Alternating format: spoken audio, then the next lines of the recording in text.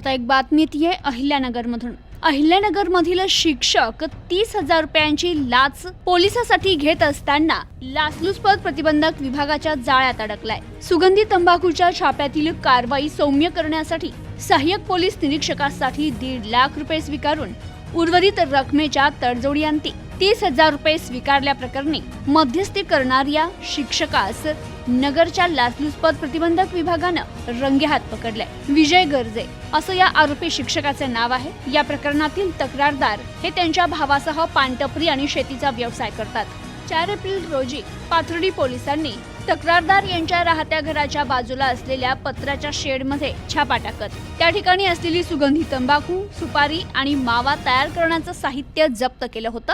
याबाबतची कारवाई सुरू असताना तक्रारदार यांना त्यांच्या ओळखीच्या इसमाने शिक्षक विजय गर्जे यांना भेटण्यास सांगितलं। तक्रारदार हे गर्जे यांना भेटले असता त्यांनी तक्रारदार यांना सांगितलं की तुझ्या भावावर मोठ्या कलमाप्रमाणे गुन्हा दाखल करायचा नसेल आणि तुला तपासात मदत हवी असेल तर तुला सहाय्यक पोलीस निरीक्षक यांच्याकरिता 2 लाख रुपये द्यावे लागतील। त्यावेळी तक्रारदारांनी गर्जे यांच्या ओळखीच्या इसमाच्या मोबाईलवर ऑनलाईन पद्धतीनं स्वतःच्या अकाउंटवरून 50,000 रुपये आणि नातेवाईकांच्या अकाउंटवरून 1 लाख रुपये असे 1.5 लाख रुपये पाठवले होते। त्यानंतर 15 एप्रिल रोजी तक्रारदार यांनी विजय गर्जे यांना फोन करून भावाच्या अटकपूर्व जामीन संबंधी विचारले असता त्यांनी सहाय्यक पोलीस निरीक्षकांना उर्वरित 50,000 रुपये देऊन टाका आणि विषय मिटून टाका असं म्हटलं।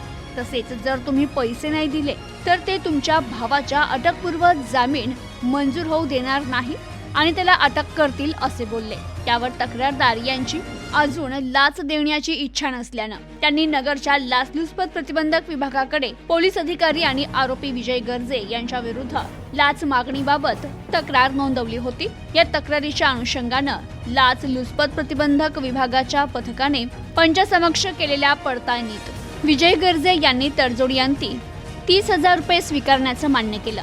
ही रक्कम 20 एप्रिल रोजी पंचासमक्ष स्वीकारताना त्यास रंगेहात पकडले। या प्रकरणी पाथर्डी पोलीस ठाण्यात गुन्हा दाखल करण्यात आलाय।